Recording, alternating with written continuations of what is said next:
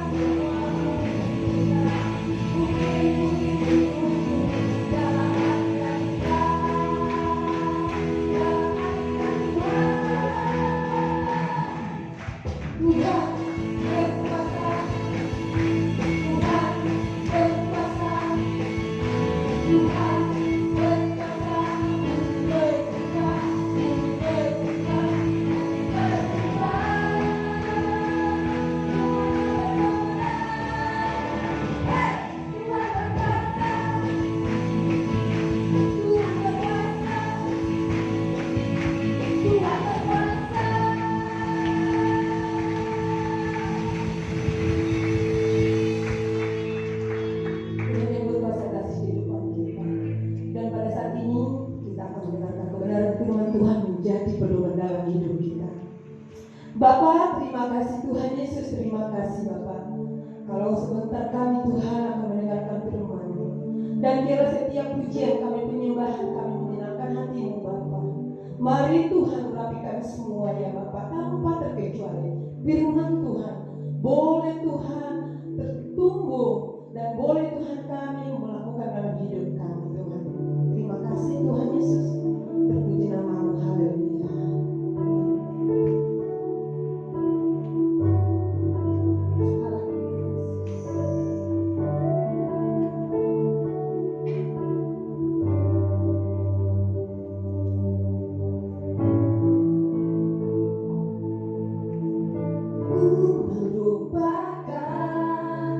Yang di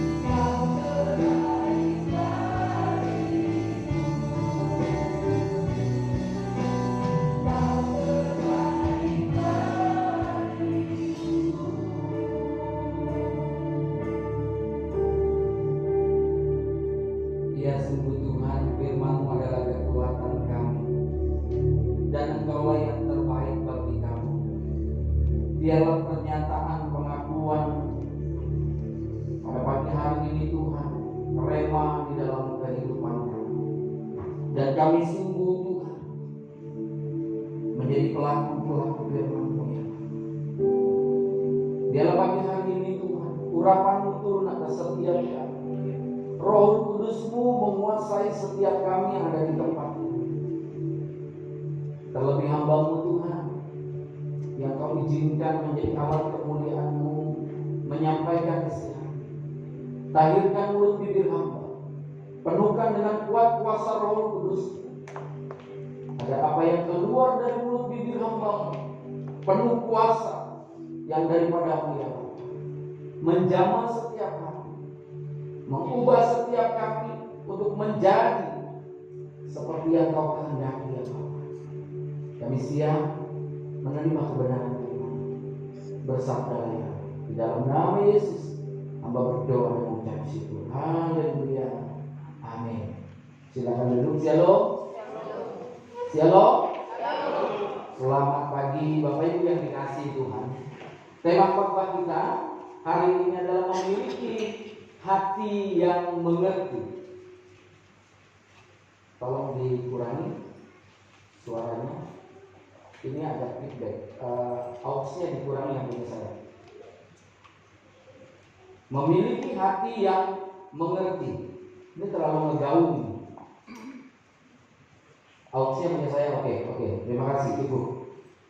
Memiliki hati yang mengerti. Nah Bapak Ibu yang dikasihi Tuhan, tema khotbah kita angkat dari sebuah kebenaran firman Tuhan yang tertulis di dalam Matius 13 ayat yang pertama sampai dengan yang ke-23. Karena bacaannya panjang, nanti Bapak Ibu bisa baca di rumah. Dan Bapak Ibu yang membaca renungan kemarin yang saya tampilkan di GBI Gereja Bukit Jaya Group, ya, Bapak Ibu bisa baca ulang. Nah, Bapak Ibu yang dikasihi Tuhan, dengan tema ini kita ingin memiliki hati yang mengerti, hati yang memahami kebenaran firman Tuhan, agar kita benar-benar menjadi pelaku firman Tuhan, bukan sekedar mendengar saja. Nah, perumpamaan tentang seorang penabur saya yakin bukan baru buat Bapak Ibu sekalian yang telah mendengarkan firman Tuhan dan sudah menjadi orang Kristen yang sudah cukup lama. Dan saya yakin Bapak Ibu sudah mendengar berkali-kali tentang khotbah ini. Namun yang ada kitab ulangan, jadi harus diulang, ya. Tentang kisah penabur ini memberikan sebuah pengertian, pemahaman bagaimana seseorang itu sesungguhnya memiliki hati terhadap firman Tuhan. Ada 4 sikap hati terhadap firman Tuhan. Tuhan Yesus memberikan perumpamaan saat itu, yaitu hati yang keras atau benih itu ditabur di pinggir jalan, dibiarkan sehingga iblis mengambilnya. Yang kedua, diumpamakan benih itu, firman Tuhan itu jatuh di bebatuan, namun dia sebentar karena tanahnya tipis tidak tumbuh. Yang kedua digambarkan benih itu atau firman Tuhan itu terhimpit oleh semak duri. Ketika terhimpit, benih itu tidak tumbuh besar. Dan yang keempat, pada tanah yang baik, sehingga firman Tuhan itu bertumbuh dan berbuah lebat dan bahkan berlipat ganda. Nah, Bapak Ibu yang dikasihi, oleh kebenaran firman ini ketika saya merenungkan, kita memiliki sebuah pengertian apa sih itu hati yang mengerti. Nah, mari kita simak sama-sama. Karena di dalam perumpamaan ini sempat dipertanyakan oleh murid Yesus, kenapa sih guru memberikan pengajaran melalui perumpamaan? Dipertanyakan. Tuhan menjelaskan di ayat yang ke-12 dan 13 demikian firman Tuhan di dalam Matius 13 ayat yang ke-12 dan 13. Karena siapa yang mempunyai kepadanya akan diberi sehingga ia berkelimpahan, tetapi siapa yang tidak mempunyai apapun juga yang ada padanya akan diambil daripadanya. Itulah sebabnya aku berkata-kata dalam perumpamaan kepada mereka. Karena sekalipun melihat mereka tidak melihat, dan sekalipun mendengar mereka tidak mendengar dan tidak mengerti. Kenapa Yesus memberikan pengajaran dengan perumpamaan? Agar orang mengerti, agar orang memahami, agar orang yang buta melihat, agar orang yang tuli mendengar, dalam pengertian tanda kutip buta. Kenapa saya katakan tanda kutip? Di dalam perikop sebelumnya menjelaskan orang-orang Farisi adalah orang-orang yang buta. Dalam pengertian mereka sudah melihat Yesus, melihat banyak mukjizat, namun tidak percaya bahwa Yesus itu Mesias. Mereka sudah mendengar berita dari para nabi tentang kedatangan Tuhan Yesus, namun mereka tidak percaya. Maka dikatakan mereka itu adalah buta dan tuli. Nah, Bapak Ibu yang dikasihi, kalau Anda baca di dalam pasal demi pasal dan Anda ikuti renungan yang saya tampilkan di Family Gereja Bukit Jaya, Anda memahami bahwa orang-orang Farisi itu menutup matanya, padahal dia melihat betapa hebatnya, betapa kuasanya Yesus Kristus saat itu. Dan seringkali kita juga demikian. Kita buta dalam pengertian buta rohani. Kita sudah banyak melihat mukjizat Yesus, namun kita tidak percaya kepada Yesus. Kita sudah mendengar kebenaran-kebenaran firman Tuhan, namun kita tidak percaya kepada kebenaran firman Tuhan. Nah, Bapak Ibu yang dikasihi Tuhan, mari kita lihat sikap hati kita. Kita bisa introspeksi diri. Di manakah letak sikap hati kita? Di manakah sikap hati kita yang sesungguhnya? Karena Tuhan Yesus memberikan pengertian arti perumpamaan itu. Apa sih yang diletakkan di pinggir jalan? Saya memberikan sebuah pengertian yang pertama, hati yang tertutup yang tidak mau mengerti firman Tuhan. Sebab itu firman Tuhan diabaikan. Apakah saat ini kita memiliki hati yang tertutup? Di dalam konteks kebenaran firman Tuhan, di dalam Matius 13 ayat 19 dikatakan, setelah dia memberikan perumpamaan diperjelas juga sama Tuhan. Ini loh artinya, ya. Saya bacakan ayat 18 dulu. Karena itu, dengarlah arti perumpamaan penabur itu. Apa artinya? Yang pertama, ayat 19. Kepada setiap orang yang mendengar firman tentang kerajaan sorga, tetapi tidak mengertinya, datanglah si jahat dan merampas yang ditaburkan dalam hati orang itu. Perumpamaan yang diberikan Yesus, benihnya adalah firman Tuhan yang jatuh di pinggir jalan dimakan burung. Berarti itu orang yang sudah mendengar firman Tuhan tapi tidak mengerti. Kenapa mereka tidak mengerti? Karena mereka menutup hati, menutup telinganya. Makanya saya katakan, memiliki pengertian tentang 4 sikap hati. Yang pertama, hati yang tertutup yang tidak mau mengerti firman Tuhan sehingga diabaikan. Mengapa orang tertutup hatinya? Karena merasa dirinya sudah benar dan tidak memerlukan kebenaran firman Tuhan. Di dalam perenungan saya, kalau Anda ikuti di dalam Family Gereja Bukit saya katakan di sana bahwa hati yang tertutup adalah hati yang tidak pernah mau mendengar dan mengerti apa yang dikatakan firman Tuhan.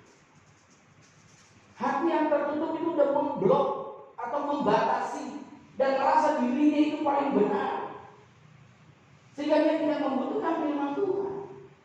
Pak, saya membutuhkan firman Tuhan, makanya saya datang ke gereja. Mungkin jawaban saudara seperti itu. Amin. Saya puji Tuhan karena Anda ada di gereja. Anda rindu firman Tuhan. Tapi mari kita koreksi. Apakah kita datang benar-benar rindu akan kebenaran firman Tuhan? Rindu mengerti firman Tuhan. Bukan sekedar kebiasaan dan mengisi waktu serta karena saya orang Kristen harus datang ke gereja setiap minggu. Apakah kita benar-benar rindu memahami firman Tuhan? Mari kita selidiki. Apa kita datang ke gereja hanya untuk saya orang Kristen, saya harus bergereja setiap minggu, saya supaya jadi terlihat sebagai jemaat. Nah, Bapak Ibu yang dikasihi Tuhan, mari kita lihat hati kita. Apakah kita memiliki hati yang tertutup hanya sekedar kebiasaan tapi tidak ada kerinduan untuk mengerti firman? Terlebih lagi datang ke gereja pilih-pilih siapa banyak. Sudah memblok mentalnya, sudah memblok hati dan pikirannya.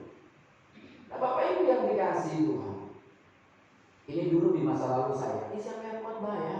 Wih, bagus tuh si pengkhotbahnya datang. Kalau pengkhotbahnya yang nggak disukai, nggak datang gitu. Itu udah hatinya tertutup. Tapi karena dia pengerja, dia akan juga deh, saya nggak enak siapapun pengkhotbahnya. Tapi hatinya sudah tertutup. Dia yang khotbah, percuma didengerin. Anda tidak akan pernah mendengar. Anda mendengar tapi tidak mendengar. Karena apa? Anda tidak perhatikan dengan sungguh-sungguh. Karena Anda sudah memblok. Itu pengkhotbahnya nggak enak.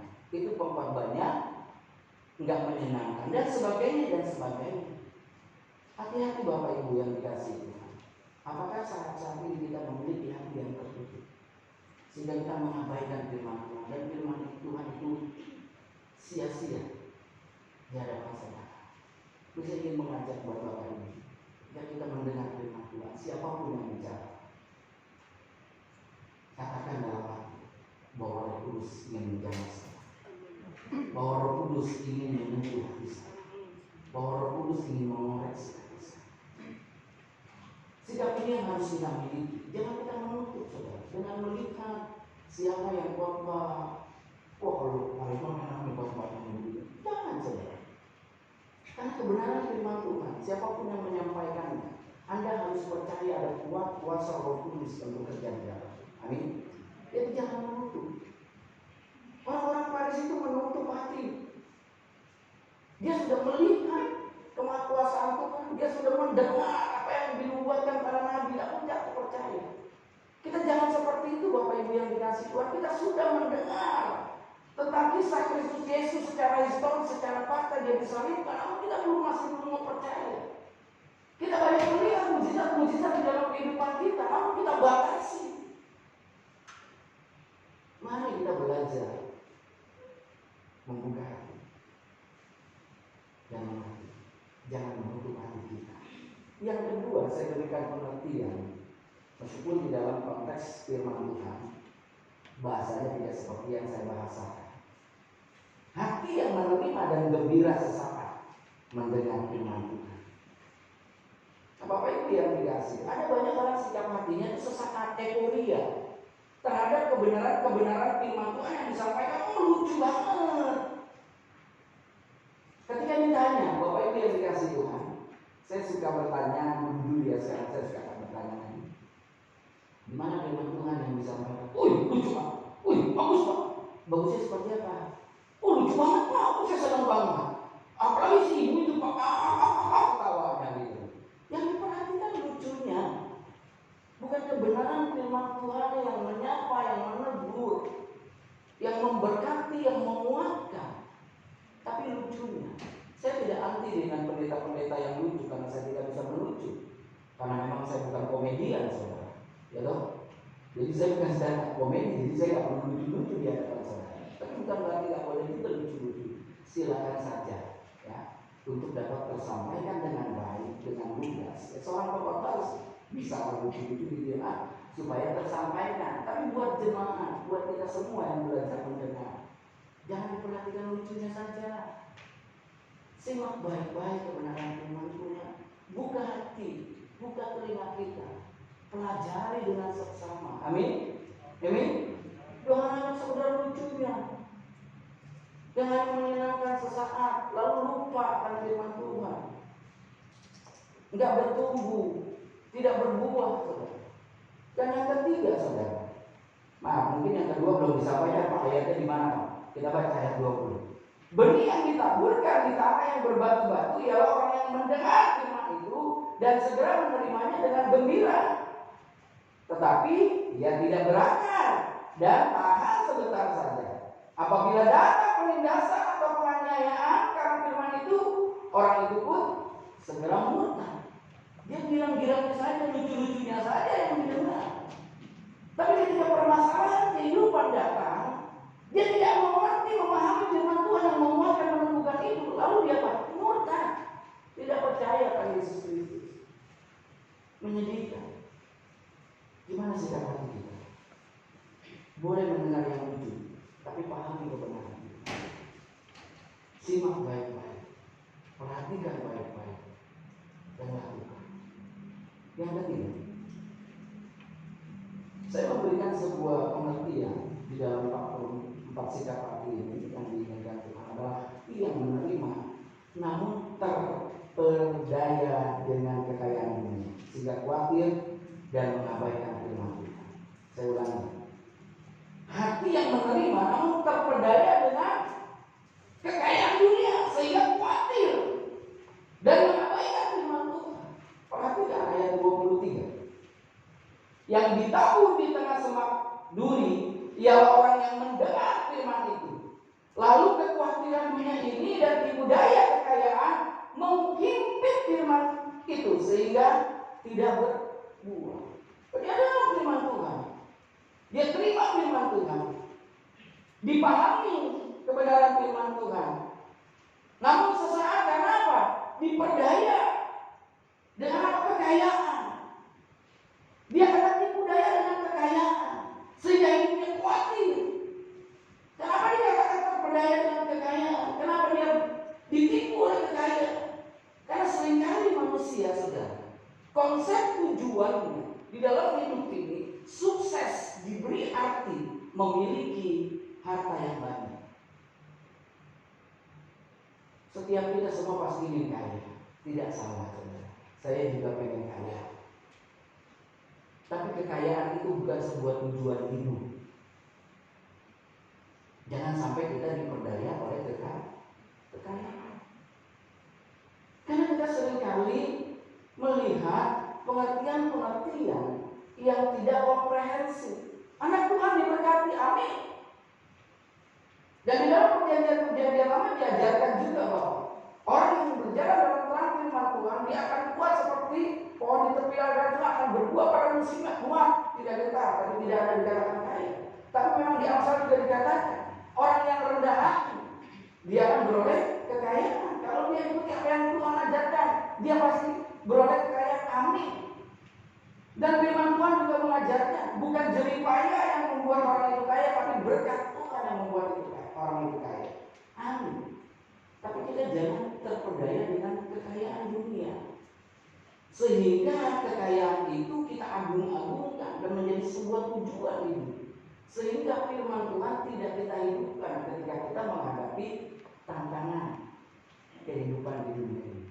Kita menjadi khawatir, saya belum diberkati Pak jadi orang Kristen, padahal saya sudah rajin ke gereja, tapi kok nggak jadi orang kaya ya. Udah begitu ada lagi intimidasi, kamu banyak dosa nih karena kamu belum diberkati, dengan sebuah pengertian yang keliru.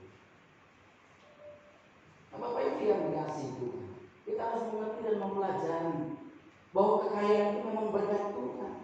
Tapi jangan jadikan uang itu Allah kita. Uang itu kita pertuhankan. Semua butuh uang, saudara. Gereja juga butuh duit, ya toh, untuk perbaikan, untuk butuh duit. Tapi tidak boleh kita berharap, tidak boleh kita memaksa Tuhan. Bapak Ibu yang dikasih Tuhan, bolehkah ingin kaya? Silakan saja, tapi jangan ambisius. Ambisi ada gak ya? Namanya manusia, tapi ambisius itu adalah sebuah tekad yang berlebihan karena memahami kekayaan adalah segala-galanya dalam hidup ini. Makanya firman Tuhan menyatakan di dalam Amsal 23 ayat 4 berkata demikian. Amsal 23 ayat 4. Jangan bersusah payah untuk menjadi kaya, tinggalkan niatmu. Ini berarti kita jangan dilarang untuk kaya. Enggak, saudara. Tapi ambisiusnya itu loh. Karena apa?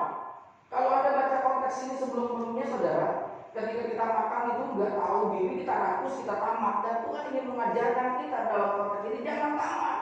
Jangan jadikan kekayaan itu sesuatu yang lebih tinggi dari dirinya. Jangan jadikan kekayaan itu sebuah obsesi kehidupan kita sebagai umat Tuhan. Ingin kaya sah-sah saja, tapi kekayaan itu bukan segala-galanya. Memang di dunia orang kaya dihormati, ya loh, ya loh. Orang miskin seringkali tidak jangan hormati. Makanya di gereja diajarkan jangan memandang terluka, tapi Tuhan kita akan pernah lihat terluka kita. Maksudnya tidak membeda-beda. Oleh karena itu kita sadari, saudara, ingin kaya dengan cara-cara Tuhan silakan.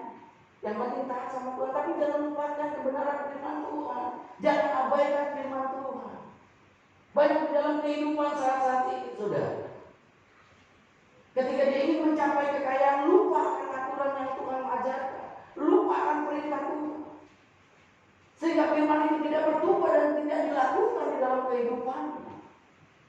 Bapak Ibu yang dikasihi Tuhan, hari-hari ini bertebaran video mafia tanah. Salah satu mafia tanah itu adalah pendeta di Australia, orang Indonesia. Kadang-kadang menyedihkan, saudara. Menyedihkan. Pendeta dari mafia tanah. Saya yakin itu terobsesi bahwa kekayaan itu segala-galanya, sehingga dia lupakan kebenaran firman Tuhan. Pendeta juga manusia, memang ingin kaya, ya, tapi jangan lupakan kebenaran firman Tuhan, sehingga diabaikan firman Tuhan hanya karena ingin kaya, hanya karena uang. Mari kita jaga sikap hati kita. Masalah kita jangan punya niat kaya itu tentang sikap hati. Amsal 23 ayat 4. Makanya saya menemukan sesuatu yang unik melihat Amsal 4 ayat 23. Tulisannya sama. Amsal 23 ayat 4. Amsal 23 ayat 4 berkata, jangan bersusah payah untuk menjadi kaya, tinggalkan niatmu. Amsal 4 ayat 23 berkata, jagalah hatimu dengan segala kewaspadaan, karena dari situlah terpancar kehidupan. Orang yang ambisius, ya tadi saya coba sharing ambisi dengan ambisi itu beda sebenarnya. Kalau ambisi itu orang yang punya tekad berlebihan dan mengutamakan itulah satu-satunya. Kekayaan dijadikan satu-satunya, jadikan nomor satu. Makanya sekarang tinggalkan. Bahaya. Karena apa? Segala cara akan kau lakukan. Jaga hatimu. Kan dari situ terpancar kehidupan. Makanya kita jaga hati kita. Jangan sampai kita ambisius dengan kekayaan. Jangan kita mengutamakan uang dari segala-galanya. Dan jangan kita menjadi hamba uang. Tapi kita menjadi hamba Kristus Yesus. Amin. Amin. Nah, Bapak Ibu yang dikasihi Tuhan, perhatikan di dalam 1 Timotius 6 ayat 19. 1 Timotius 6 ayat 19. 1 Timotius ayat 9, bukan 19. Ayat 9. Tetapi mereka yang ingin kaya terjatuh ke dalam pencobaan, ke dalam jerat dan ke dalam berbagai-bagai nafsu yang hampa dan yang mencelakakan, yang menenggelamkan manusia ke dalam kerutuan dan kebinasaan. Perhatikan, bukan berarti kita tidak boleh kaya, saudara. Tidak boleh kita mempunyai sebuah keinginan atau kita supaya berprestasi dan hidup kita merdeka secara finansial, ya. Sah-sah saja tadi saya katakan. Tapi kita tidak boleh mencintai uang. Perhatikan ayat ini. Tetapi mereka yang ingin kaya terjatuh ke dalam pencobaan, ke dalam jerat dan ke dalam berbagai nafsu yang hampa, yang mencelakakan. Karena ini tentang nafsu, hedonis, saudara. Bahwa kekayaan dijadikan satu-satunya, bahwa itu sukses, bahwa itu keberhasilan hidup. Ini celaka. Saya sudah sampaikan kenapa ada salah berdoa. Karena kita ingin memuaskan hawa nafsu, karena kita hedonis. Hati-hati, saudara. Dan di ayat ke-10 dijelaskan supaya kita tidak tertelan dengan nafsu yang hampa ini. Karena akar segala kejahatan ialah cinta uang. Uang itu hanya alat. Amin. Uang itu bukan Tuhan kita. Uang itu harusnya jadi hamba kita. Tapi seringkali kita balik, kita jadi hamba uang. Kita terlalu cinta akan uang. Uang itu kita akan segala-galanya. Oh Pak, kalau pada uang kita tak bisa melakukan segala-galanya. Saya ingin katakan, saudara, uang bisa beli obat, uang bisa membawa Anda masuk rumah sakit, namun uang tidak bisa memberikan kesehatan. Uang dapat membawa Anda bisa jalan ke luar negeri dan ke tempat mana yang Anda inginkan, tapi uang tidak bisa memberi kebahagiaan buat saudara. Betul nggak, saudara? Anda bisa beli obat, bisa ke rumah sakit, tapi Anda nggak bisa beli kesehatan. Yang bisa kasih kesehatan cuma Tuhan. Amin. Anda bisa jalan-jalan ke luar negeri dan kemana-mana yang Anda inginkan, tapi Anda nggak bisa beli kebahagiaan. Uang itu bukan segalanya. Perlu nggak uang? Perlu. Tapi jangan cinta uang. Kita jangan jadi hamba uang. Di dalam Ibrani 13 ayat 5 dikatakan. Ibrani 13 ayat 5 berkata demikian. Janganlah kamu menjadi hamba uang, dan cukupkanlah dirimu dengan apa yang ada padamu. Karena Allah telah berfirman, Aku sekali-kali tidak akan membiarkan engkau, dan aku sekali-kali tidak akan meninggalkan engkau. Perhatikan, saudara. Uang kita perlu, tapi jangan jadi hamba uang. Kalau kita jadi hamba uang, kembali ke dalam 1 Timotius 6 ayat 9, kita akan diperdaya dengan berbagai pencobaan, dan kita akan melakukan hal-hal yang hampa. Kita akan dijerat dengan berbagai nafsu yang hampa. Karena apa? Uang kita jadikan segala-galanya. Maaf Bapak Ibu yang dikasihi, Tidak heran kalau kita lihat anak remaja, gadis remaja, muda-belia hanya karena uang, dirinya tidak berharga, hanya dihargakan dengan uang. Sangat menyedihkan.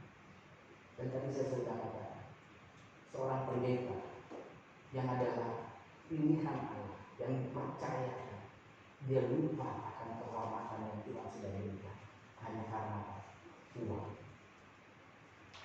Begitu dijual. Bapak Ibu yang dikasih Tuhan, mari kita memiliki sikap hati yang mengerti dan memahami, agar kita tidak sekedar menerima firman Tuhan, namun kita terperdaya dengan kekayaan. Karena apa? Pengertian kita akan kekayaan, kita jadikan dia kekayaan itu segala-galanya, uang itu segala-galanya. Kita diperhamba sama Tuhan. Kerja keras itu oke, nggak apa-apa, tapi kerja juga harus semangat. Tapi jangan workaholic, jangan gila kerja. Ada orang yang gila kerja, saudara, nggak tahu waktu, karena dia pikir dia harus mencapai uang. Dia pikir bisa membahagiakan keluarga, makanya kerja sampai larut malam, lupa waktu untuk anak dan istri. Lucunya lagi, saudara, seorang istri menuntut suami cari duit yang banyak. Ada yang senyum wanita, cari duit yang banyak, Pak. Dia lupa bukan duit yang dia butuhkan, karena kalau dia ditinggal, dia tetap membutuhkan suami. Mari kita sadar, kita mengerti bahwa uang itu bukan segala-galanya.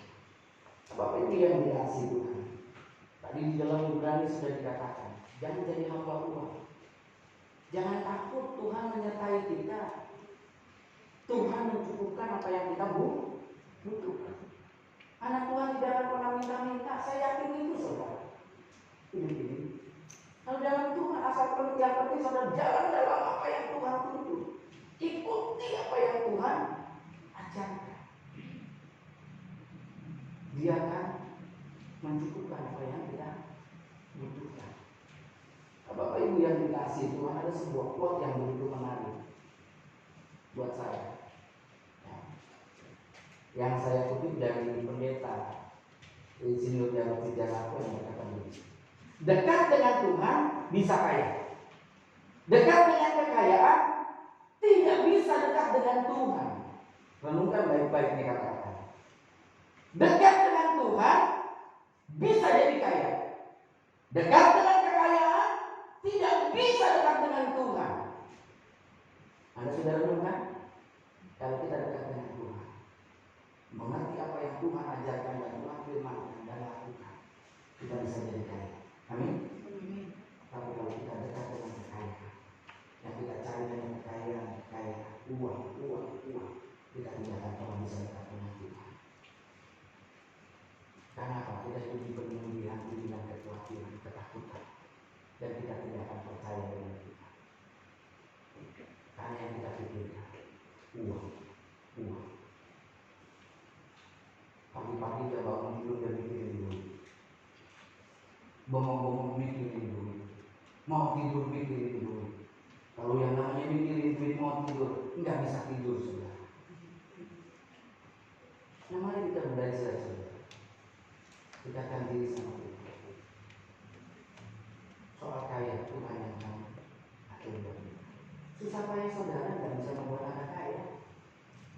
Berkat Tuhan yang menjadikan kita kaya. Anda boleh kerja semati-matian, saya baca, memang kita harus bekerja keras dan bersemangat. Tapi ingat waktunya Tuhan itu yang terbaik buat kita. Amin. Jangan lakukan segala cara untuk memuaskan nafsu kita, supaya kita dibilang berhasil dalam finansial, sementara kita abaikan kebenaran firman Tuhan. Nah, Bapak Ibu yang dikasihi Tuhan, mari kita belajar di mana sikap hati kita. Yang keempat, dalam perumpamaan ini, tanah yang baik itu adalah hati yang menerima dan mengerti firman Tuhan, lalu dilakukan sehingga berbuah. Hati yang menerima dan mengerti firman Tuhan, lalu dilakukan sehingga berbuah. Itu kalimat yang saya buat. kita harus memiliki sikap hati yang menerima. Kita terima firman Tuhan. Terima untuk kita dikoreksi, ditegur, dan kita pahami. Renungkan firman Tuhan, pelajari dengan baik, dan terlebih lakukan. Saya bacakan di dalam ayat yang ke-23 di dalam Matius 13 yang berkata demikian. Yang ditaburkan di tanah yang baik ialah orang yang mendengar firman itu dan mengerti. Dan karena itu ia berbuah. Ada yang 100 kali lipat, ada yang 60 kali lipat, ada yang 30 kali lipat. Bapak Ibu yang dikasihi, kalau kita mengerti firman Tuhan, kita memiliki sikap hati yang mengerti. Kita tuh membuka hati kita membuka telinga kita simak firman Tuhan baik-baik dan kita lakukan. Tidak sekedar didengar, tapi benar-benar dipahami. Dan kalau sudah dipahami, pasti dilakukan karena dia penuh dengan kepercayaan. Bapak Ibu yang dikasihi Tuhan, mari kita belajar. Belajar kita memahami firman Tuhan dengan membuka hati, jangan menutup hati kita. Tadi saya sudah katakan di depan, jangan blok hati kita. Siapapun yang berbicara, Anda harus percaya firman Tuhan punya kuasa. Firman Tuhan sedang menegur kita, sedang menyapa kita. Amin. Amin. Lalu pertanyaannya apa hati-hati? Hati yang mengerti, saya ungkapkan dengan kalimat saya. Hati yang mengerti adalah hati yang mau menerima firman Tuhan dengan lemah lembut, siap dikoreksi, ditegur, sampai terjadi perubahan hidup. Jadi apa itu hati yang mengerti? Yaitu sikap hati yang mau menerima firman Tuhan dengan lemah lembut, untuk dikoreksi, untuk ditegur, sampai terjadi pembaharuan diri atau perubahan di dalam kehidupan kita, untuk kita menjadi seperti Kristus. Tidak gampang Bapak Ibu memang untuk kita melakukan firman Tuhan. Tapi ketika kita mengerti, Tuhan akan memampukan kita, menguatkan kita untuk kita melakukan kebenaran kita. Bukan kuat jaga kita, tapi kuat kuasa Tuhan yang menuntun, memampukan kita untuk melakukan apa yang Dia pilih. Tapi buka hati dulu, lembutkan hati kita, jangan keras. Seringkali kita berpikir, oh firman itu bukan buat saya, firman itu buat kamu. Terlebih ketika kita bukan berdampingan sama suami istri. Ya ini lagi jaraknya jauh-jauh ya, nggak bisa senggol-senggolan. Karena kan saya suka lihat ya, kalau lagi khotbah di depan suami istri suka ada yang nyinggol-nyinggol. Saya ngerti itu buat kamu, itu buat kamu. Padahal firman Tuhan itu buat saya dan buat saudara. Ketika saya berkhotbah menyampaikan kebenaran firman Tuhan bukan buat saudara semata, tapi buat saya juga. Saya belajar introspeksi diri dan melakukannya. Bukan saja saya berkata-kata di hadapan saudara, namun saya mengabaikannya. Sia-sialah nanti saya di hadapan Tuhan dan diterima. Ya kan? Saya juga memuji diri saya. Apakah saya juga mau melakukan firman Tuhan? Bukan sekedar menyampaikan. Kemarin kita belajar Bapak Ibu, firman Tuhan itu buat saya. Katakan firman Tuhan buat saya. Firman Tuhan buat saya. Kalau memang ada yang menegur suami, menegur istri ketika mendengar firman Tuhan, katakan firman Tuhan itu baik loh Pak, tadi saya ditegur. Ya, bagaimana buat kamu? Ya mungkin kita ingin sedang memperbaiki. Karena firman Tuhan di dalam 2 Timotius 3 ayat 16 sampai 17, 2 Timotius 3 ayat 16, firman Tuhan itu baik untuk menegur, untuk memperbaiki kesalahan. 2 Timotius 3 ayat 16 dan 17.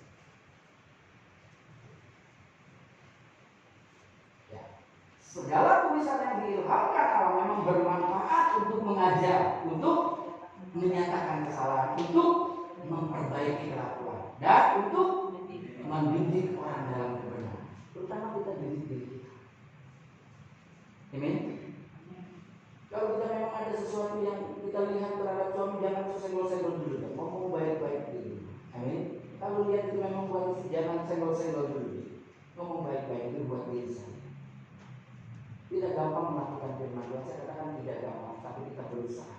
Kekuatan Tuhan akan memampukan kita. Amin. Banyak hal firman Tuhan yang harus kita lakukan. Dan saya katakan tidak gampang. Kita diajarkan untuk memberi lebih berbahagia. Namun kalau memberi kayaknya berat banget. Kan nggak gampang kan?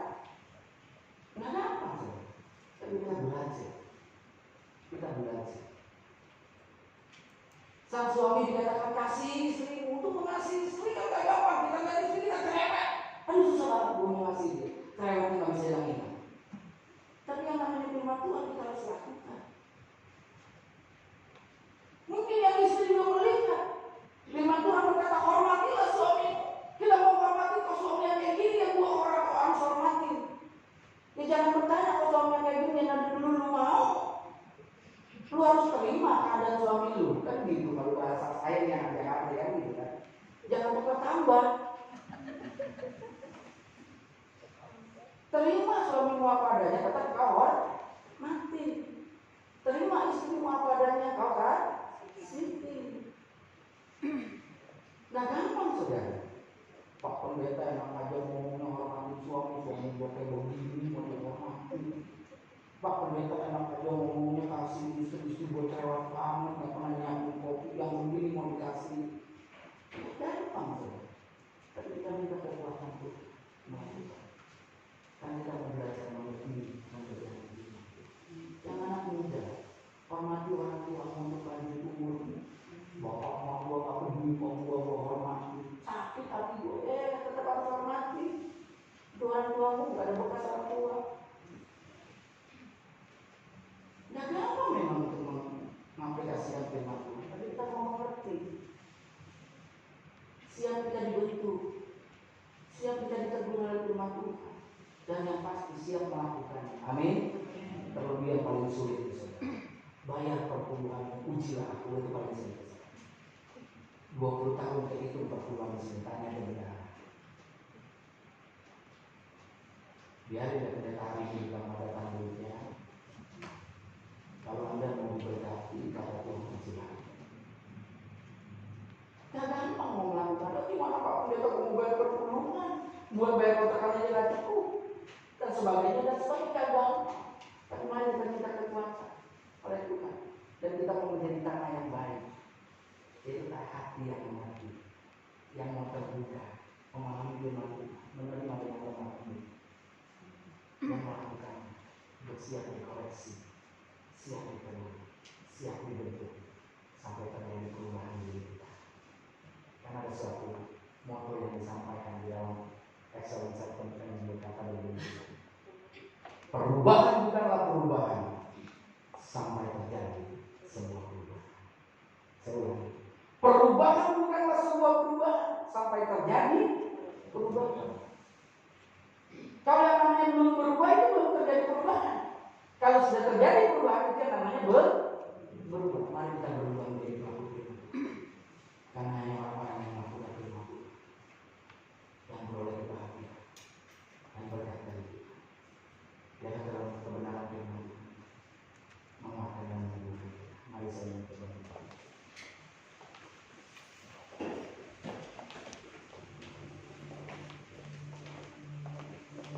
Terima kasih.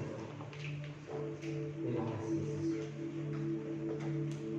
Biar kami memiliki hati yang mengerti,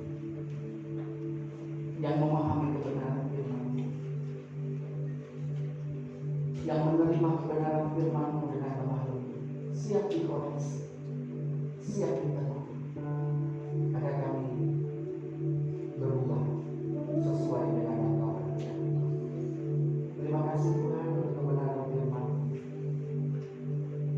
Biarlah remah di dalam setiap kita. Kami sedang introspeksi diri. Apakah hati kami ini hati yang terbuka? Atau hati kami hati yang penuh euforia, gembira sesaat namun mengabaikan firman? Apakah hati kami hati yang menerima namun terperdaya dengan kekayaan? Uang kami nomor satu, ampuni kami. Tapi kami ingin jadi hati yang mengerti,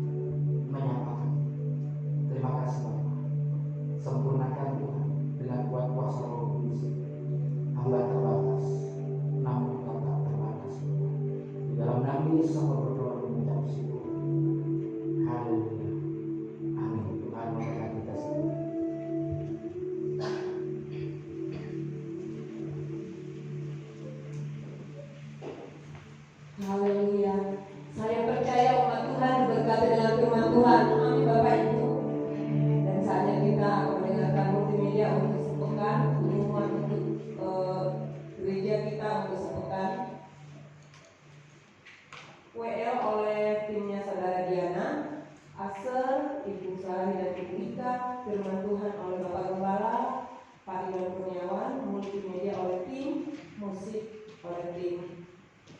Kami mengucapkan selamat ulang tahun bagi saudara-saudari yang berulang tahun di bulan Maret, yaitu Kalisna Agnesia Naomi Hotmauli Yagniasi Sihotam. Tuhan memberkati dengan umur yang bertambah.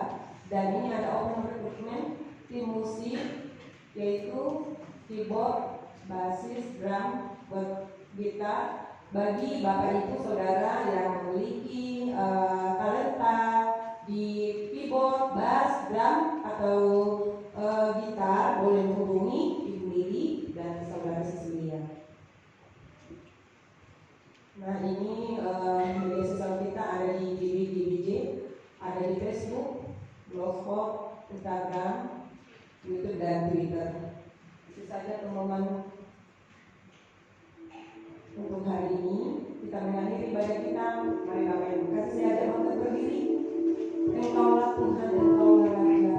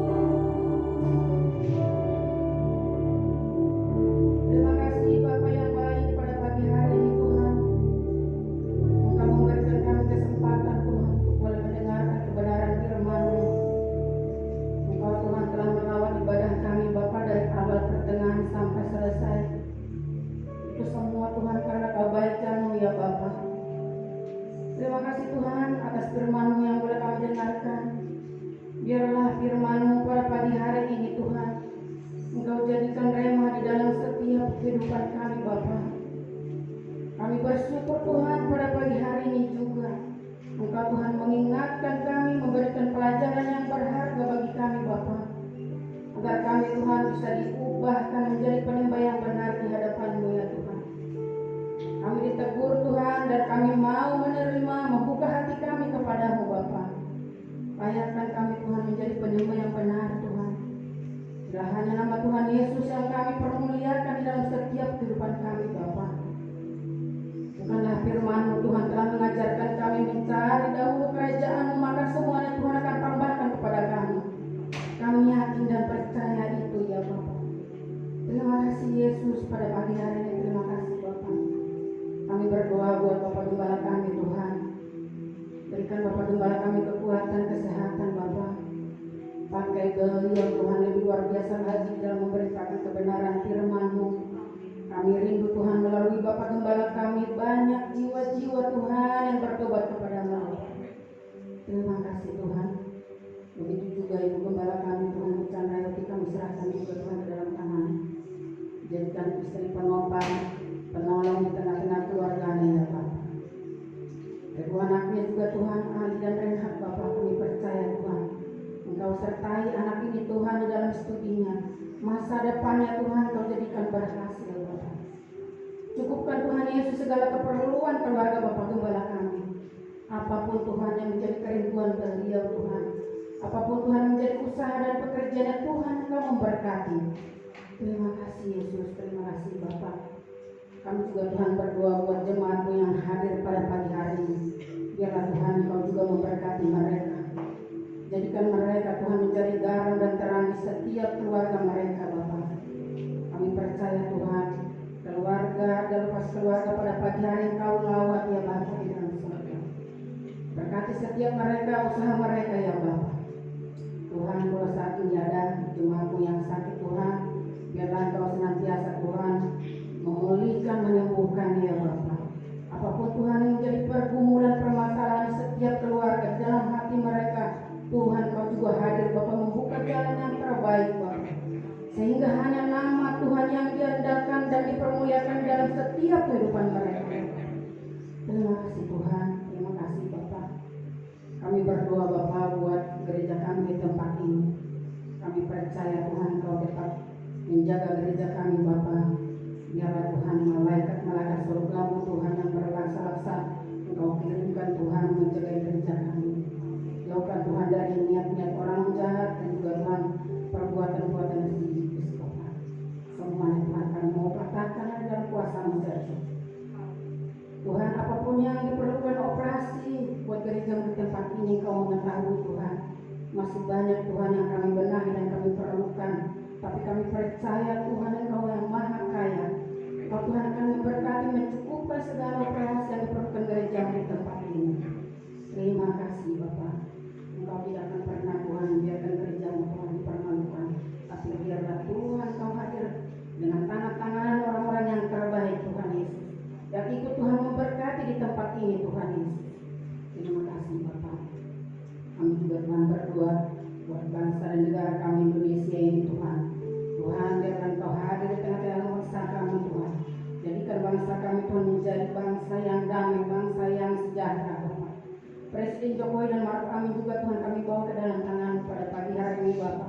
Biarlah Engkau lindungi beliau Tuhan. Jadikan mereka Tuhan menjadi pemimpin yang toleransi, pemimpin yang bijaksana ya Tuhan. Apapun Tuhan yang menjadi keputusan beliau yang diambil untuk keperluan bangsa kami Tuhan. Tuhan Engkau memberkati Bapa. Menteri-menterinya Tuhan Yesus, anggota DPR dan juga Tuhan para jamaah. Biarlah mereka Tuhan boleh bekerja sama bersinergi Tuhan Yesus untuk boleh membawa bangsa kami ini Tuhan menjadi bangsa yang besar, bangsa yang maju. Tuhan, kalau ada Tuhan niat-niat orang jahat Tuhan yang membuat kerusuhan Tuhan, yang suka Tuhan membuat narasi-narasi yang membuat perpecahan belah di tengah-tengah bangsa kami, Tuhan Engkau Tuhan yang menjauhkan mereka. Sadarkan mereka ya Tuhan Yesus. Kami rindu Tuhan bangsa kami Tuhan menjadi bangsa yang sejahtera, bangsa yang damai Bapak. Uluran tangan-Mu Tuhan yang kami andalkan Bapak untuk menolong bangsa kami. Tuhan pulihkan kerenuhan kami Tuhan saat ini. Engkau Tuhan tahu situasi perekonomian bangsa kami Tuhan. Tapi kami percaya Bapak, tiada yang mustahil bagi-Mu Bapak. Biar Engkau hadir Tuhan menolong bangsa kami Tuhan. Bahkan penyakit COVID-19 yang masih melanda bangsa kami Tuhan. Biarlah Tuhan Kau tolong, Kau pulihkan Bapak dalam surga. Apapun Tuhan yang menjadi terobosan pemerintah Tuhan melalui vaksin-vaksin saat ini Tuhan. Tuhan Engkau yang ikut campur tangan Bapak. Biarlah semuanya Tuhan yang terbaik Tuhan untuk rakyat Indonesia pada saat-saat sekarang ini. Terima kasih Tuhan Yesus, terima kasih Bapa. Ampuni segala dosa dan pelanggaran kami di hadapan-Mu Bapa. Engkau tahu Tuhan kami Bapa.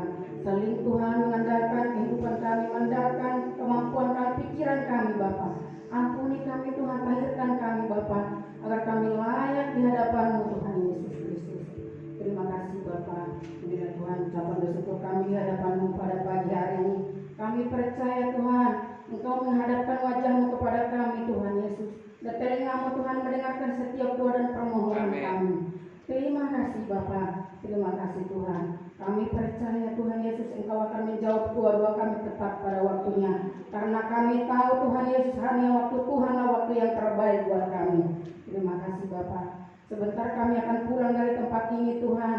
Biarlah Tuhan Kau memimpin kami Bapa, tibakan kami di rumah kami penuh dengan sukacita dan damai serta daripada Engkau. Tuhan kami rindu Tuhan menerima berkat dari Bapa Gembala kami di dalam nama Tuhan Yesus. Amin. Mari kita dipanjang dikasih Tuhan, kita siapkan hati dan kita angkat kedua tangan kita untuk menerima berkat Allah. Tuhan memberkati engkau dan melindungi engkau. Amin. Tuhan Allah menyinari wajahnya kepadamu dan memberikan engkau kasih karunia. Amin. Tuhan Allah menghadapkan wajahnya kepadamu dan memberikan engkau damai sejahtera. Sebab itu pulanglah dan beraktivitas dengan membawa berkat daripada Allah Bapa, cinta kasih daripada Kristus Yesus Tuhan kita, serta persekutuan, pertolongan dan penghiburan daripada Roh Kudus turun atas engkau semua, mulai saat ini sampai selama